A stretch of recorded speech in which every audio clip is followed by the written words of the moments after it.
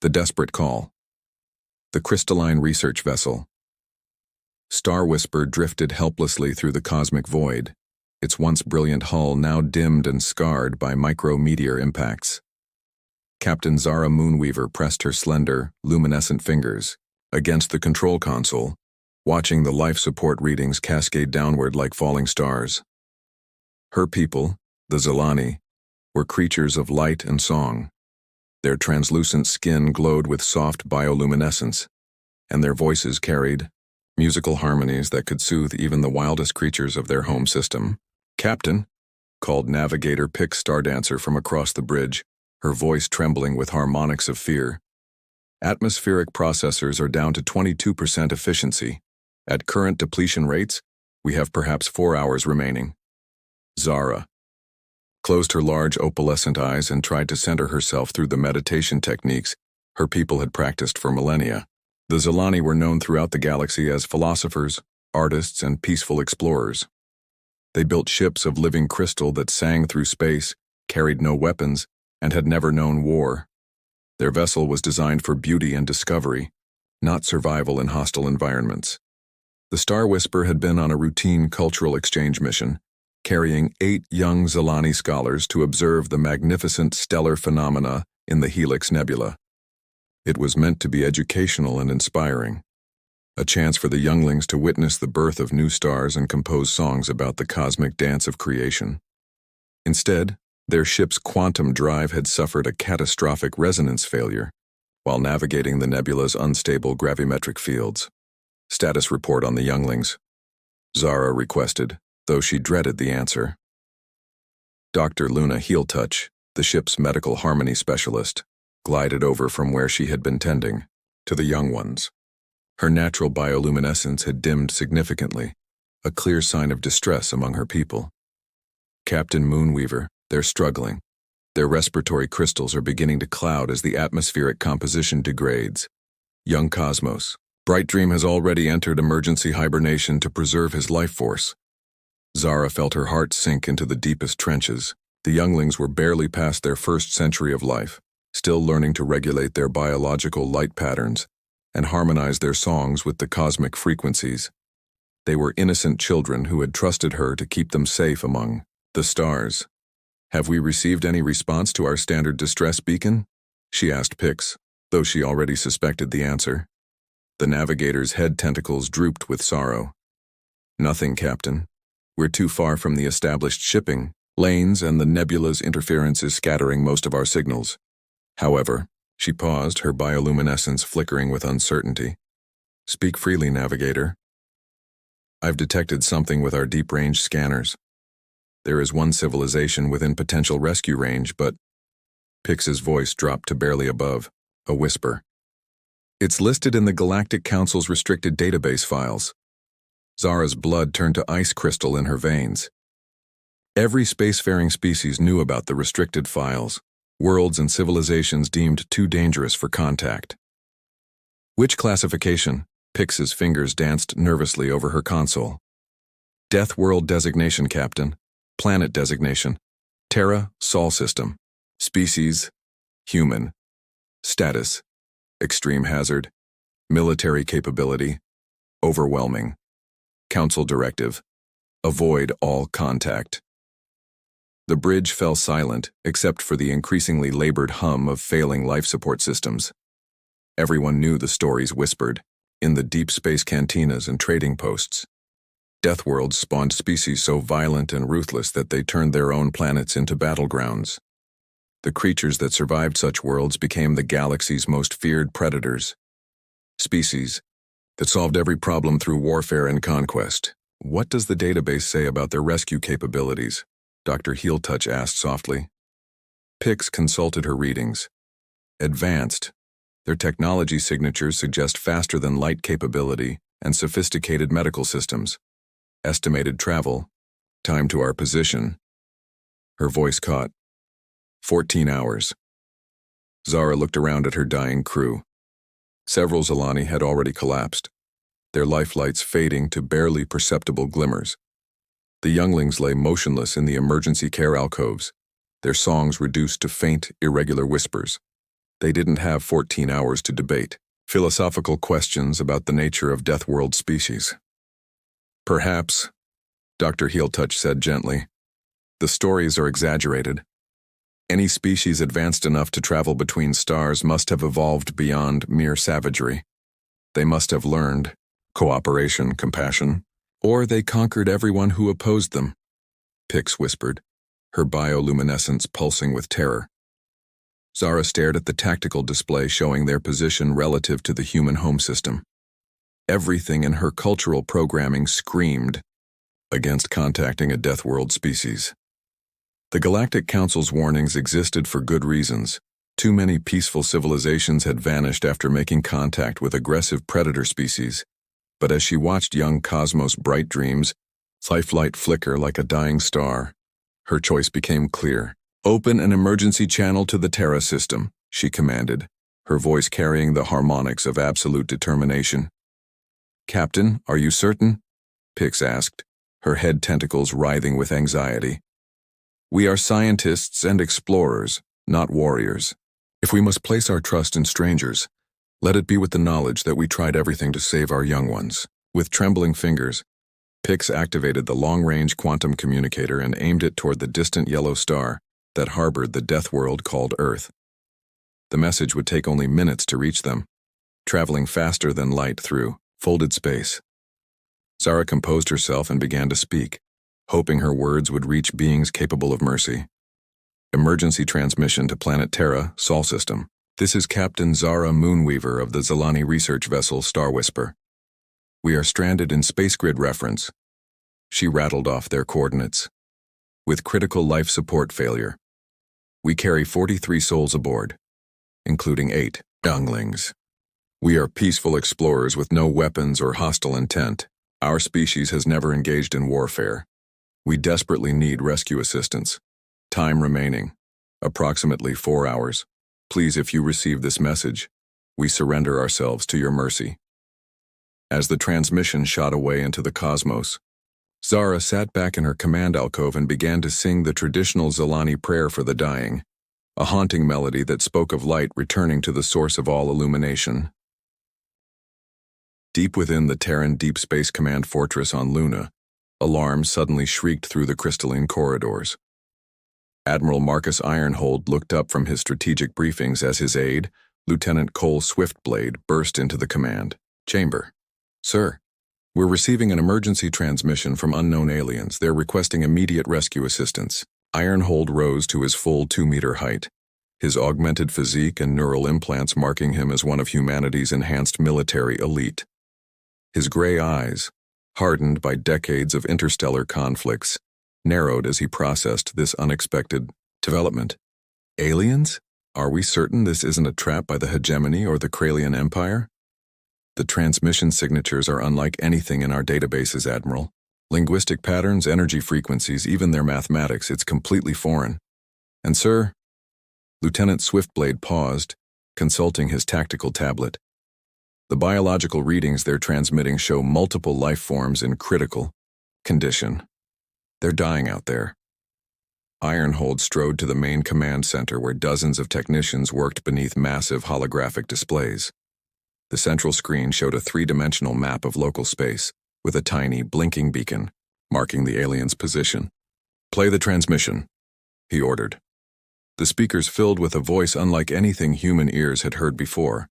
Musical, harmonious, carrying undertones that seemed to vibrate with genuine desperation and fear.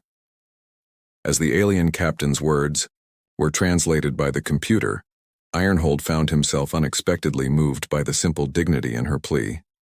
Analysis of their position, Colonel Vance? He asked his intelligence officer. Colonel Diana Vance, a scarred veteran of the Centauri border wars, manipulated the tactical display. They're in the Helix Nebula region, sir. Dangerous space, lots of gravimetric anomalies and unstable stellar formations.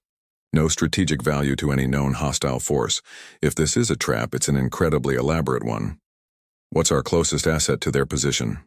Captain Torres, the fleet coordinator, immediately responded. The Void Reaper, sir. She's just completed patrol exercises near the Kepler colonies. Captain Rex Stormwind commanding with full crew complement of 1,200.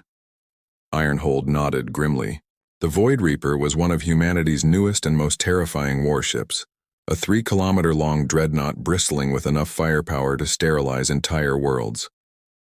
It was humanity's answer to the growing alien threats pressing in from all sides of human space. Contact Captain Stormwind immediately. Inform him he's been assigned a rescue mission. Sir, Colonel Vance interjected carefully, should we consider the possibility that these aliens might be peaceful? Their transmission suggests they have no weapons or military capability. Ironhold paused, remembering his own species' long climb from the death world called Earth.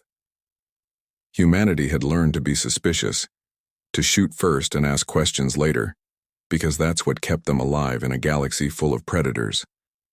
But they had also learned something else, something that perhaps made them different from other Death World species. Colonel, prep full rescue protocols.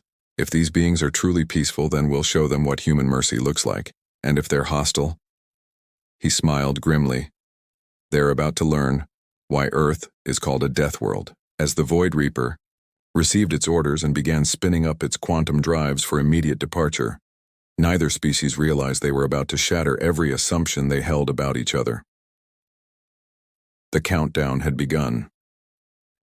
When monsters show mercy, the Void Reaper tore through hyperspace like a predator hunting prey, its massive hull crackling with barely contained energy. Captain Rex Stormwind stood on the bridge of humanity's most feared warship, his cybernetically enhanced eyes scanning the tactical displays. At 45, he was young for a dreadnought commander, but his record spoke for itself. 12 major fleet actions, countless border skirmishes, and not a single mission failure. Time to target? He asked his navigation officer. 13 hours, 47 minutes at current velocity, sir, Lieutenant Commander Jade Starfall replied, her fingers dancing across quantum navigation controls. Not fast enough. Engineering, I want every gram of mass we can spare converted to velocity. Strip non-essential systems if you have to. From deep within the ship's bowels came the voice of Chief Engineer Blake Ironforge. Aye, Captain. Shutting down secondary weapon grids and recreational facilities. We'll get you there in 12 hours flat. Stormwind nodded grimly. He'd read the alien transmission dozens of times, analyzing every harmonic modulation and linguistic pattern. Either these Zilani were the most elaborate deceivers in galactic history, or they were exactly what they claimed to be, peaceful explorers, dying in the void. Dr. Phoenix Lifesaver to the bridge, he commanded through the ship's communication system. Within minutes, the Void Reaper's chief medical officer arrived, a tall, lean woman with prematurely silver hair and eyes that had seen too much suffering. Despite her intimidating surname, earned during the brutal siege of New Geneva, she had volunteered for every humanitarian mission in her 20-year career.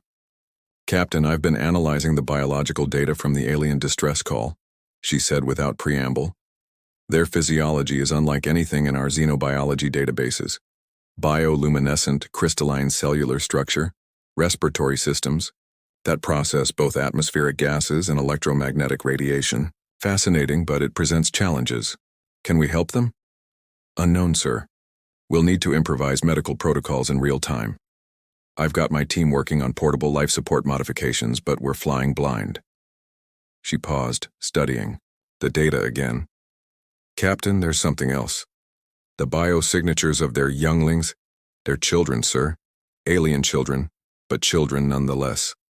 Stormwind felt his jaw tighten. He'd grown up on the streets of Neo-Tokyo after the Martian colony wars orphaned him. The thought of children dying alone in space struck him in places he usually kept locked away. Doctor, I want every resource this ship has dedicated to keeping those beings alive. Strip the officers' quarters for life support components if necessary. Understood, sir. As Dr. Lifesaver departed, Stormwind turned to his Marine commander. Sergeant Major Buck Gentleheart was a contradiction. 2.5 meters of augmented muscle and cybernetic enhancement, scarred from countless battles, but possessed of an almost supernatural gentleness when dealing with civilians. His troops called him the Iron Teddy Bear behind his back, though never where he could hear. Buck, I want your boarding teams ready for rescue operations, not combat. These aliens think we're monsters coming to devour them. The massive Marine's weathered face cracked into an unexpected smile. Well, Captain, maybe it's time we showed the galaxy what kind of monsters humans really are. Aboard the dying Star Whisper, Captain Zara Moonweaver watched her crew's lifelights fade like dying stars. The ship's crystalline walls, once resonant, with harmonious energy, now barely glowed with emergency power. 3 more Zilani had entered emergency hibernation, and the younglings were so weak their songs had faded to barely audible whispers. Captain, Navigator Pix Stardancer called out, her voice almost lost in the ship's dying hum. I'm detecting massive quantum disturbances approaching our position. Somehow, Zara found the strength to pull herself to the sensor console. What? She saw there made her bioluminescence flicker with pure terror. The human ship was emerging from hyperspace, and it was a nightmare made manifest. The Void Reaper was 3 kilometers of armored death. Its hull was midnight black, adorned with weapon systems that could crack planets. Massive gun turrets tracked their tiny vessel, while launch bays disgorged smaller craft that looked like metallic predators. Energy readings showed power levels that could sustain entire star systems. By the light of all suns, Dr. Luna Heeltouch whispered, what have we summoned? The massive warship positioned itself alongside their tiny research vessel like a whale beside a minnow. Through their viewports, the Zilani could see heavily armed figures moving within the human craft. Soldiers in powered armor that made them look like mechanical giants. Then the communication system crackled to life with a deep, commanding voice that sent shivers through every Zilani on the bridge. Zilani vessel Star Whisper, this is Captain Rex Stormwind of the Terran vessel Void Reaper. We are responding to your distress call. Prepare to be boarded for immediate rescue operations. Zara's voice trembled as she replied. Human vessel, this is Captain Moonweaver. We surrender ourselves to your authority. We have no weapons, no defenses. Please show mercy to our young ones. There was a pause, then the human captain's voice returned, but it sounded confused. Captain Moonweaver, we're not here to conquer anyone. We received your distress signal and came to save your crew. Do you require immediate medical assistance?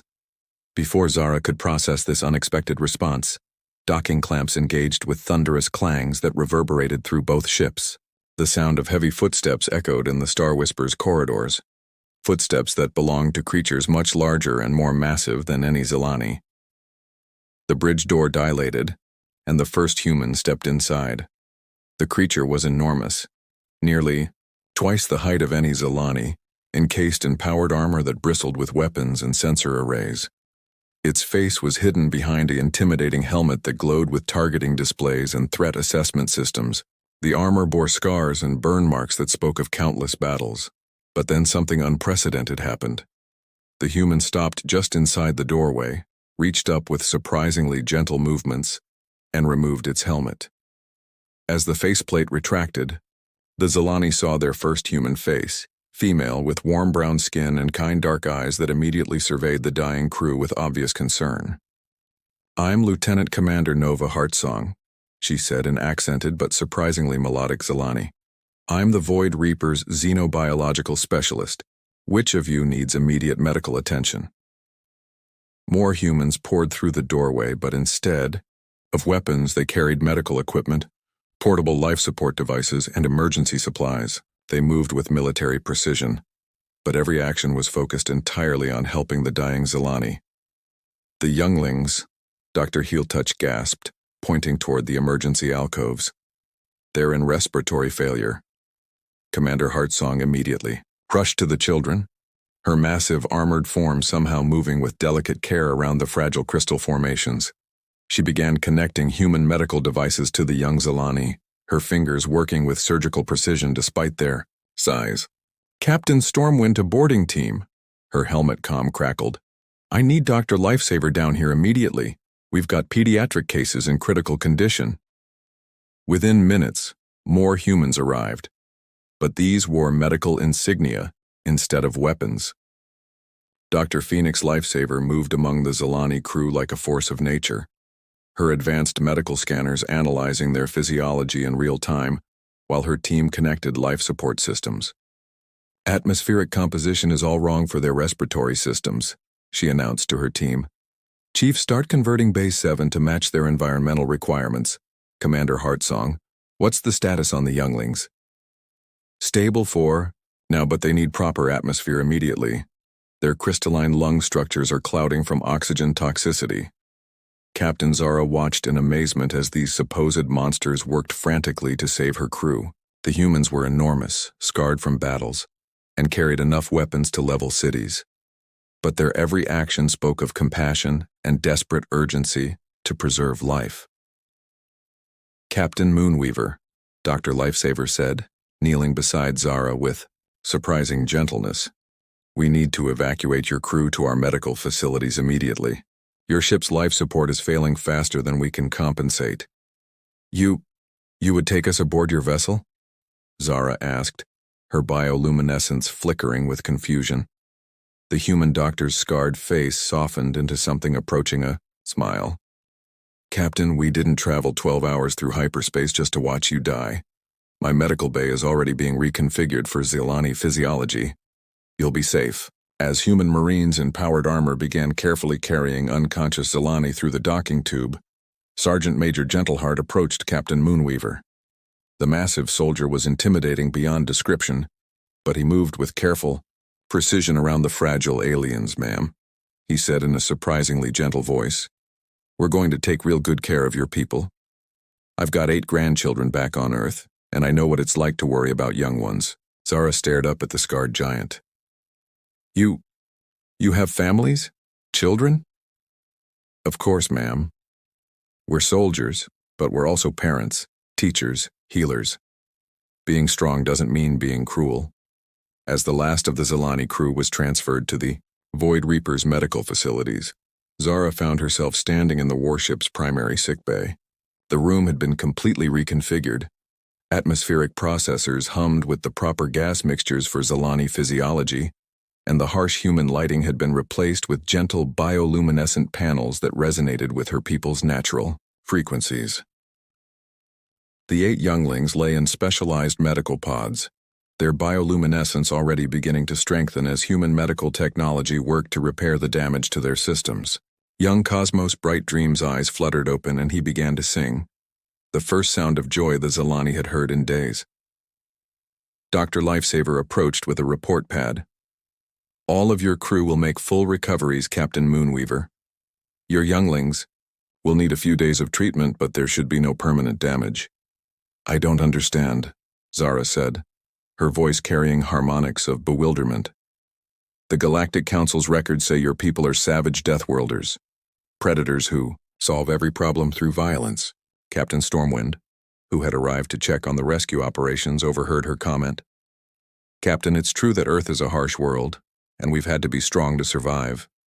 But strength isn't just about fighting. It's about protecting those who need protection, healing those who are hurt, and standing between the innocent and those who would harm them. He gestured toward his crew, who were working tirelessly to monitor Zilani vital signs and adjust their treatment protocols. We are warriors, yes, but we're warriors who fight so that explorers like you can travel the stars in peace. Over the following days, as the Void Reaper escorted the repaired Star Whisper to the nearest safe harbor, an extraordinary friendship began to develop. The Zilani learned that humans, despite their fearsome reputation, were capable of incredible kindness and self-sacrifice. The humans discovered that not all aliens viewed them as monsters, that some species could see past their scars to the hearts beneath. Young Cosmos Bright Dream composed a song about the gentle giants who fell from the stars to catch falling light, while Sergeant Major Gentleheart taught the younglings human lullabies that, when translated into harmonic frequencies, became some of the most beautiful music either species had ever heard. As they prepared to part ways at the neutral trading station of Haven's Rest, Captain Moonweaver approached Captain Stormwind on the Void Reaper's observation deck. Captain Stormwind, I must ask, why did you risk your ship and crew to save complete strangers? According to your own histories, humanity has been betrayed by alien species before. Stormwind gazed out at the stars through the massive viewport. Captain Moonweaver, my species learned something important during our climb from the death world called Earth. The strongest predator isn't the one who devours everything in its path. It's the one who protects the pack. And sometimes, the pack includes people you've never met before. He turned to face her, his scarred features softening. Besides, any species wise enough to study the birth of stars and teach their children to sing to the cosmos, that's a species worth protecting. As the two ships parted ways, their crews exchanged cultural databases, star charts, and most importantly, friendship. The Zilani carried with them a new understanding of what strength could mean, while the humans had learned that sometimes the most important battles were fought not with weapons, but with compassion. And somewhere in the Galactic Council's databases, a file marked Terra Deathworld Extreme Hazard gained a small annotation. Capable of unprecedented acts of mercy. Approach with respect, not fear. The galaxy had learned that sometimes, when innocents call for help, it's the monsters who answer, and perhaps that makes them the greatest angels of all.